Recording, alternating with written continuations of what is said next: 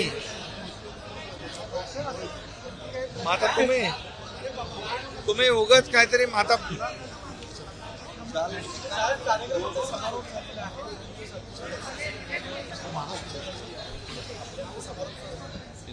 खरं म्हणजे अतिशय सर्व संत सर्व आध्यात्मिक पंथ यामध्ये एकत्र आले होते. 2 दिवसाचे महासंमेलन झालंय आणि स्वामी काळसिद्धेश्वर महाराज यांनी संयोजन केले. याचं यापूर्वी देखील पर्यावरणावर पंचमहाभूते हा एक कार्यक्रम जो केला होता, काय आपला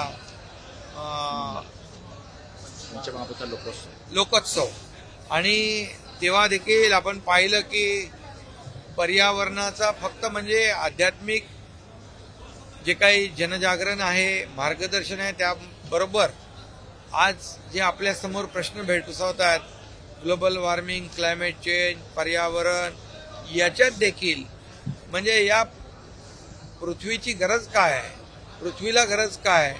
आज ज्या पद्धतीने मोठ्या प्रमाणावर प्रदूषण होतंय, तापमान वाढतंय, तो पंचमहाभूत लोकोत्सव देखील स्वामी काळसिद्धेश्वर महाराजांनी केला. म्हणजे समाजाची गरज ओळखून ते नेहमी अशा प्रकारच्या कार्यक्रमाचं आयोजन करतात. आज मला इथं आनंद झाला. इतर कार्यक्रमापेक्षा हा वेगळा कार्यक्रम होता.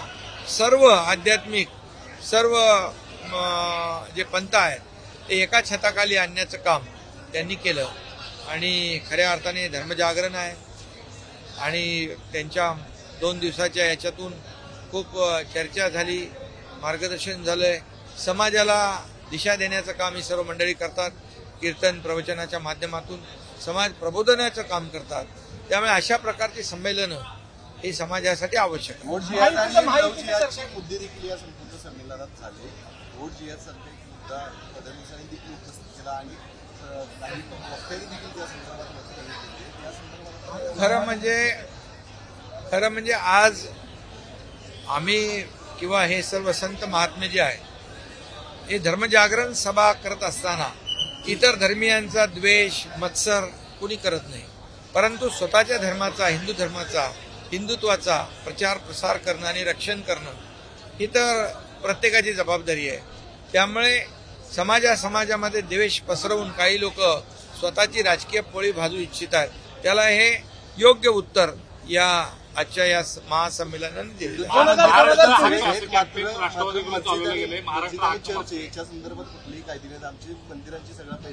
नाही, म्हणून त्या ज्या काय भावना त्यांनी व्यक्त केल्यात, मुख्यमंत्री म्हणून मी याच्यामध्ये स्वतः लक्ष घालीन.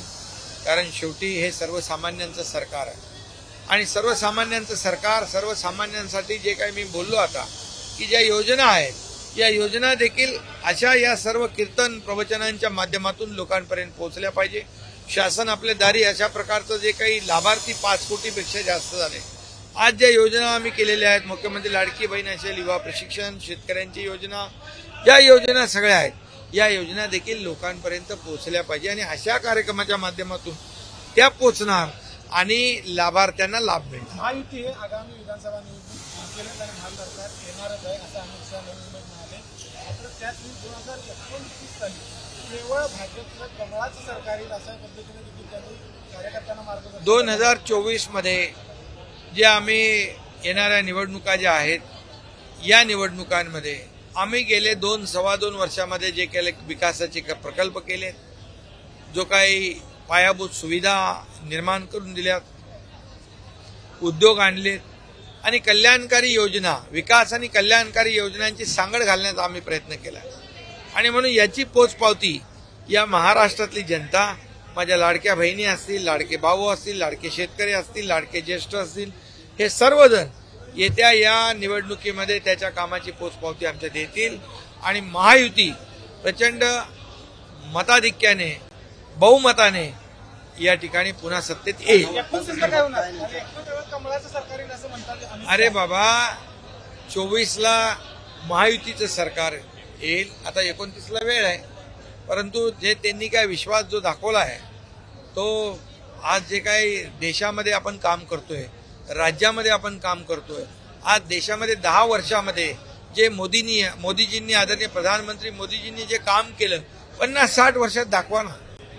आज रस्ते होत आहेत, फ्लायओव्हर होत आहेत, विमानतळ होत आहेत, आज योजना होत आहेत, लखपती दीदी होते, ड्रोन दीदी होते, उज्ज्वला योजना होते, गॅस योजना होती, या सगळ्या 80 कोटी लोकांना मोफत धान्य देण्याचा निर्णय असेल, 35% लोकांना गरिबीतून बाहेर काढण्याचं काम असेल, या भारत देशाचं नाव जगात रोशन करण्याचं काम असेल, 11व्यावरून 5व्या नंबरवर अर्थव्यवस्था आणण्याचं काम असेल, पुढे 3ऱ्यावर अर्थव्यवस्था आणण्याचं काम असेल. जपानपेक्षा आपण पुढे गेलोय, कुठला तरी सर्वे आहे तुम्हाला माहित असेल.